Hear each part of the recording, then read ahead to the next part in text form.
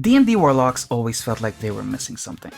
Now don't get me wrong, I love Warlocks, but the patrons always felt like they could be more than just magical sugar daddies. So I designed a Warlock subclass where the patron absolutely needs you as much as you need them. And by combining your powers, you go from a half-boiled adventurer to a hard-boiled hero. If you love Warlocks like I do, then this subclass is just for you.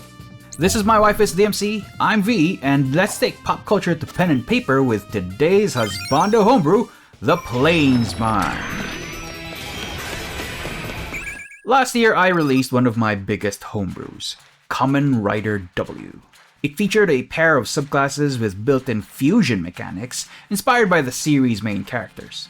As fun as it was, needing two players to be in sync is quite a bit to ask. I still think it's great in concept, and any experienced table can pull it off. This time, however, I designed something you can play solo without losing any of the character fantasy of Kamen Rider Double. Think of this as a remaster of the previous version.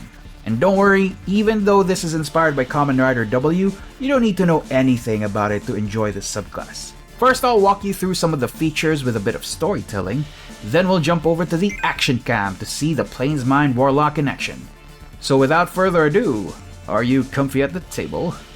Let's take a look at how you might play as a Plainsmind Warlock.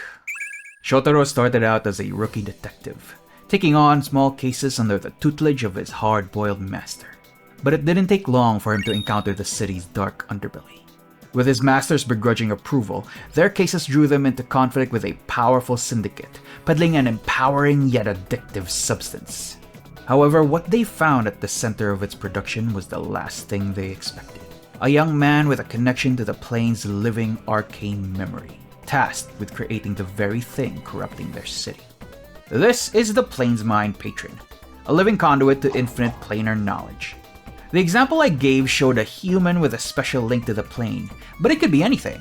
An ancient hero who's observed the world for eons, or an eldritch entity present at the plane's creation. Shotaro called him the devil, but his master taught him compassion for every person in the city. While the boy created the substance, it was clear he never had a choice.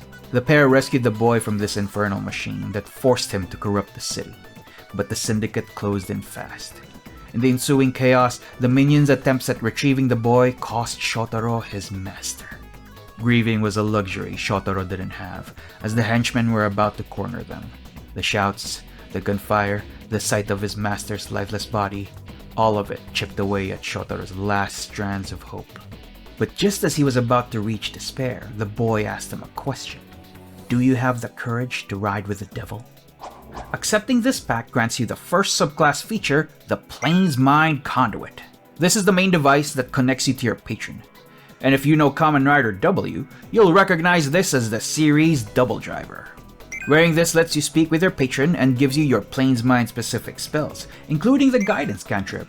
The cantrip has a nice twist of adding your charisma modifier to any intelligence skill you boost, as if your patron is working with you to solve cases. This device has two major draws. The first is the Conduit Memories. You have several memories to choose from, each representing arcane memories of the plane. Each one grants different benefits like additional Warlock spells or adding your charisma to certain checks and saves. You always have two memories active, letting you mix and match to suit the situation. Oh, have I mentioned that the homebrew comes with a bunch of new invocations?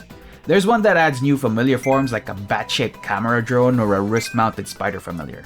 There's even an invocation that lets you summon a motorcycle, so you can really put the rider in Kamen Rider. But I'll let you check the rest of it in the full document, because I really want to focus on the second big draw of the Plainsmind Conduit, the Soulbound Shroud. Rather than explain how this core feature works, however, I figured I'd show you instead. Welcome to the action cam! Shotaro's a level 6 warlock with a human species and the new detective background, which is part of the homebrew. His stats are right here in case you're curious. As the henchmen close in, Shotaro snaps on the Plainsmind Conduit. With a command word, the boy's spirit flows into the belt and conjures the soul-bound shroud around his new partner. It's a strange sensation, as Shotaro feels the boy's thoughts mingle with his. But even stranger is this armored form that he's taken on. A green and black visage mirroring a pair of similarly colored trinkets embedded in the conduit. As part of rolling initiative, you can don the soulbound shroud. This gives you a charisma-based AC along with a bunch of other martial-aligned benefits like charisma-based attacks. But the real power comes from unlocking the second layer of your conduit memories. Shotaro currently has the Cyclone and Joker memories, so let's see how this helps him in round 1. Shotaro immediately rushes towards the nearest henchman with a leaping strike. The Joker memory grants him decent unarmed damage as the henchman takes the full brunt of that blow. The Patron follows up with a gust of air, using the Cyclone memory's Storm Push to launch the enemy toward the nearby pit. Shotaro attacks another Syndicate minion with a spinning kick, and then takes a bonus action to use Wildcard Warrior to finish them off with a follow-up attack.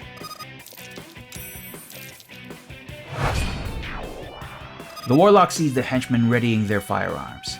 The boy suggests using Memory Shift, taking a reaction to use the Luna and Trigger memories as Shotaro runs to cover in a flash of blue and gold.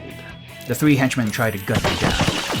Shotaro managed to take cover fast enough, but the concrete beneath Shotaro's feet shakes at the arrival of a large T-Rex-headed monstrosity approaching from a distance. Round 2. His patron tells him to focus on the small ones first, and look for opportunities to take them all down. Thanks to the Trigger Memory's I Spy feature, Shotaro takes the search action as a bonus action and spots a loose truss hanging from the ceiling. It's a risky shot with all the debris in the way, but luckily the Luna Memory's fantastical warrior feature ignores half cover. Using the trigger iron, Shotaro opens fire at the loose truss. It took several hits, but the hunk of metal finally broke free, falling right on top of the group of henchmen. Shotaro used Memory Shift again to prepare himself for the T-Rex's assault. The patron suggested heat and metal to better defend themselves as the shroud shifts once more into a fiery red and silver warrior. Sure enough, the T-Rex head charges in and attempts to knock Shotaro prone with a headbutt. Strength saving throws aren't Shotaro's strong point, but the metal memory's weighted body effect manages to save his roll. The T-Rex monster relents and instead attempts to bite down on the Warlock. The patron's predictions were spot on, however, as the metal memory's steel grasp effect granted Shotaro just enough armor to block the attack. Round 3. Shotaro didn't realize that he was already grasping a metal shaft as he jammed it in between the T-Rex's maw. He kicks the creature off and makes 2 swings with his steel quarterstaff. With 2 flaming strikes, Shotaro manages to crack this creature's monstrous hide and push it back. As the second strike connects, the patron uses the Heat Memory's Searing Smite spell to set the T-Rex on fire. The fire burns all over the T-Rex, but its flaming maw comes down fast and takes a massive chunk out of Shotaro. Round 4. Shotaro is not looking good. He needs to finish this fight quickly or else the T-Rex will overpower him. The boy instructs his Warlock to use Memory Drive, channeling the conduit memories into a single powerful attack. Shotaro uses the metal memory's hefty spin, while his patron uses the heat memory's incandescent surge. With the 2 partners working together, Shotaro creates a flaming vortex that sears into the T-Rex's skin. As the metal shaft burns with an incandescent glow, Shotaro brands the T-Rex with one final strike that finally breaks its monstrous form. There's a lull in the battle as Shotaro approaches his master's body. But before he can retrieve the remains, a sultry yet grotesque monstrosity bursts through the floor and destroys what's left of the room. The floor collapses and Shotaro falls, too late to save his master. But even as the building crumbles around him, only one thing burns in his mind: bringing the syndicate to justice. Outside of a few flashy finishers like the one you just saw, not a lot of features actually raise your raw damage. The real fun comes from its versatility, and of course the added character fantasy if you're a fan of the show. Don't forget to check out the document linked in the thingamabob. You'll find a light version to test everything up to level 6, plus some invocations in the background absolutely free. If you're curious, the full version has everything, including the level 10 and 14 features. And if you're a fan of the show, those features have Kamen Rider Double's Extreme form and Golden form from the movie. It also comes with all the new familiar forms, plus new Soulbound Shroud forms based on Axel and Skull. If you've made it this far, I hope you leave a like. But if you really like our content, consider becoming a member where you get discounts, Discord, and delicious extras. I don't know, I just wanted to complete the alliteration. And of course, you'll find your name celebrated among these magnificent mallards you see on screen. MC, please honor our courtly mallards. Hello, Hello, you magnificent mallards. It is I, the Mallard Queen. V and I would like to thank these Mallard Royal Guards. Storm Starshine, Yggdrasil 88, Bryant LW, Coinop 1989, KV, Piku, and Cosplay Battle. And a very, very special thank you to our Mallard nobility, Hectic Planet 07. You guys are awesome, and it means so much to us that you're sticking around. The X8 homebrew is actually taking a while because I realized that I haven't seen it in like 8 years, so I wanted to do a rewatch of all 45 plus episodes. By the way, I recently released a Trello board where you can track my work. You can even vote on it to help speed up a few things. Anyway, I'm rambling. Dandadan's coming up next, probably, so keep an eye on that. Until then, my wife and I hope you have a great day ahead.